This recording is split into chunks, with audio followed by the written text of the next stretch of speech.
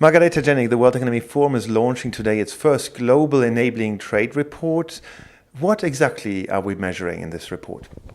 In this report, we look at the factors, policies, and institutions that enable trade across borders. We have subdivided them into four areas, four categories. First, we look at market access. Are countries enabling market access?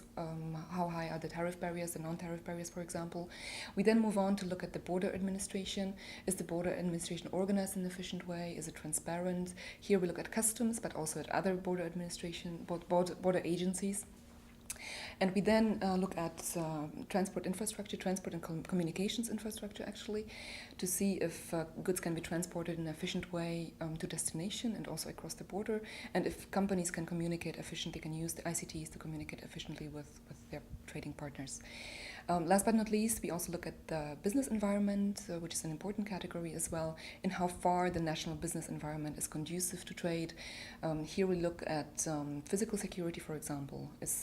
Does the security pose a particular risk to traders? But we also look at the general business environment and in how far is the national business environment conducive to hiring, for example, foreign labor, to crossing the border with the truck and the like. So two trading nations are on top, Hong Kong and Singapore. Can you explain this?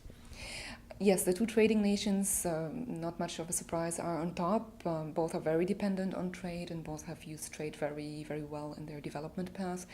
In our index, both of the countries' economies rate very well on all the categories that we assess, actually. In terms of market access, both of them are doing very well. Both of them have very efficient infrastructure and fairly efficient border administration as well. And the business environment is also very conducive to trading. The only difference is maybe in the customs administration, where Hong Kong is slightly weaker than Singapore in this case. What about Europe? How is Europe faring? Overall, the top 10 is made up of many European countries. We have Sweden as the best performing European countries in the third position, thanks to fairly open markets, in particular very low tariff barriers, thanks to a very conducive business environment, but also very transparent border administration. Sweden is followed by Norway as well as by other European countries. All of the European countries, thanks to the liberalization in the European Union, boost very, very low tariff rates. However, in some of the countries, non-tariff barriers still hinder trade. Looking to North America, Canada is in front of the US, Canada in fifth place. How are both faring?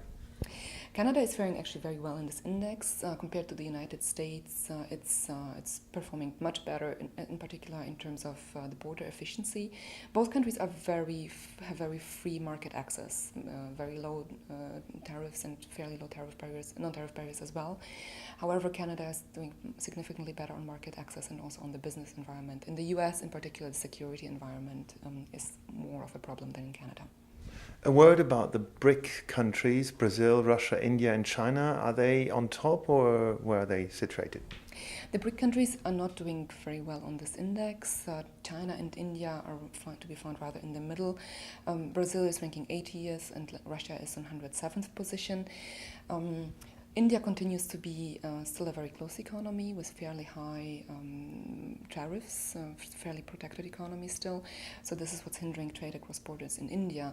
The situation is slightly different in China, but both, in particular Brazil and Russia, also suffer from inefficient border administration and also from insufficiently developed infrastructure.